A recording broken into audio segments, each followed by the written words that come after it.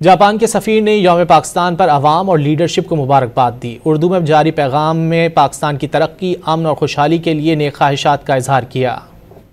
प्यारे पाकिस्तानी दोस्त, अस्सलाम वालेकुम।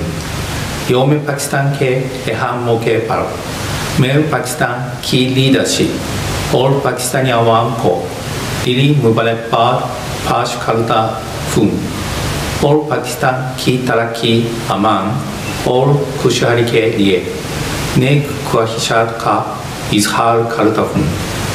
आप सबको यौम पाकिस्तान मुबारक। जापान पाकिस्तान दोस्ती जिंदाबाद। मेरे पाकिस्तानी दोस्त, अस्सलाम वालेकुम। यौम पाकिस्तान के अहम मौके पर मैं पाकिस्तान की लीडरशिप और पाकिस्तानी अवाम को दिली मुबारकबाद पेश करता हूँ और पाकिस्तान की तरक्की, अमन और खुशहाली के लिए नेक ख्वाहिशात का इजहार करता हूँ। आप सबको यौम पाकिस्तान मुबारक। जापान पाकिस्तान दोस्ती जिंदाबाद।